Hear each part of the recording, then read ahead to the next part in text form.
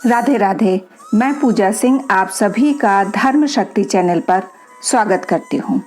5 अगस्त को आ रही है एक अत्यंत शुभ और महत्वपूर्ण एकादशी, जिसका नाम है श्रवण मास की पुत्रदा एकादशी। वर्ष में 2 पुत्रदा एकादशी पड़ती हैं। पहली पौष पुत्रदा एकादशी और दूसरी श्रवण मास की पुत्रदा एकादशी।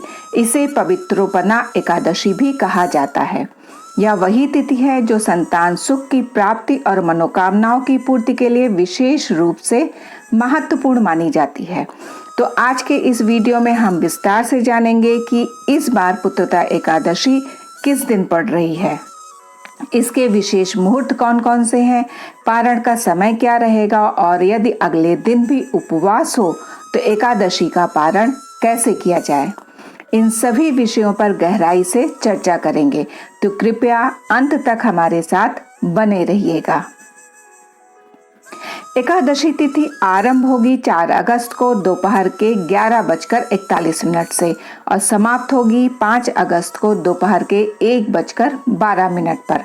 चूंकि एकादशी की तिथि का प्रभाव उदयकाल तक रहता है, इसीलिए व्रत का पालन 5 अगस्त को किया जाएगा।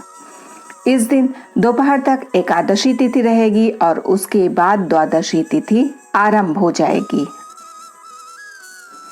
ब्रह्म मुहूर्त का समय सुबह 4:20 से लेकर सुबह के 5:02 तक रहेगा और सूर्योदय होगा 5:45 पर। सूर्यास्त का समय रहेगा शाम को 7:09। आप भगवान श्री विष्णु की पूजा प्रातःकाल 4:41 से लेकर 5:45 के बीच कर सकते हैं और संध्या पूजन कर सकते हैं शाम को 7:09 से 8:13 के बीच।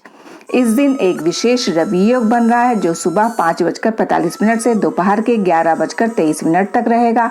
अभिजीत मुहूर्त दोपहर 12 बजे से 12:54 तक और विजय मुहूर्त दोपहर के 2:41 से 3:35 तक रहेगा। राहु काल दोपहर 3:48 से 5:29 तक रहेगा। इस दौरान कोई भी शुभ कार्य नहीं करना चाहिए।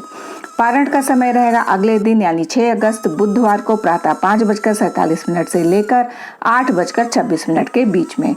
यह एकादशी इसलिए भी विशेष है क्योंकि यह श्रवण मास की दूसरी एकादशी है और चतुर्मास के अत्यंत पवित्र समय में आती है।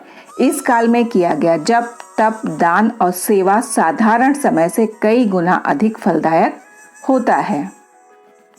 दशमी तिथि का पालन करते हुए एकादशी के दिन हम अन्न का त्याग करते हैं, यानी कि गेहूं, चावल, दालें, फलियां आदि नहीं खाते। यदि आवश्यकता हो तो फलाहार लिया जा सकता है, जैसे कि दूध, फल, फलों का रस, कंदमूल, ड्राई फ्रूट्स आदि। एकादशी प्रसाद भी ग्रहण कर सकते हैं, लेकिन लक्ष्य यही होना चाहिए कि हम अपने शरीर को जितना हो सके साधारण रखें और चेतना को पूरी तरह भगवान में लगाएं। जप करें, भगवत गीता या श्रीमद् भागवतम का पठन करें और प्रामाणिक गुरुजन द्वारा कही गई कथाओं का श्रवण करें। अगले दिन व्रत का पारण अवश्य करें और पारण से पहले भगवान को धन्यवाद देते हुए प्रार्थना करें। यदि संभव हो तो किसी ब्राह्मण या वैष्णव को भोजन कराएं और अपनी सामर्थ्य के अनुसार दान करें। अगर भोजन कराना संभव ना हो तो केवल दान अवश्य उनके निमित्त निकाल दें। यह व्रत इतना पुण्यदायक माना गया है कि इसके पालन से अन्य व्रतों का फल स्वतः ही प्राप्त हो जाता है। इस बार की एकादशी तिथि से ही राधा कृष्ण की झूलन यात्रा का भी शुभारंभ हो रहा है, जो 5 दिन तक चलती है और पूर्णिमा को समाप्त होती है। तो अगर आपके आसपास किसी मंदिर में झूलन उत्सव मनाया जा रहा हो तो वहां जाकर भगवान को झूला झुलाइए, दर्शन कीजिए और सेवा में सहभागी बनिए। चाहे वह सेवा तन से हो या मन से अथवा दान से। इसी दिन मंगला गौरी व्रत भी रखा जाएगा क्योंकि यह श्रावण मास का मंगलवार भी है। आप दोनों व्रतों को एक साथ भी कर सकते हैं। प्रातःकाल मंगला गौरी की पूजा करें और फिर एकादशी व्रत का पालन करें। अब यदि आपके मन में यह प्रश्न है कि अगले दिन प्रदोष व्रत होने पर एकादशी का पारण कैसे करें, तो उत्तर बिल्कुल सरल है। द्वादशी के दिन ब्रह्म मुहूर्त में उठकर भगवान को चावल का एक दाना अर्पित करके पारण कर सकते हैं। ऐसा करने से आपका एकादशी व्रत भी पूर्ण होगा और प्रदोष व्रत का नियम भी भंग नहीं होगा। तो यह थी आने वाली श्रवण पुत्रदा या पवित्रोपन्ना एकादशी से जुड़ी संपूर्ण जानकारी।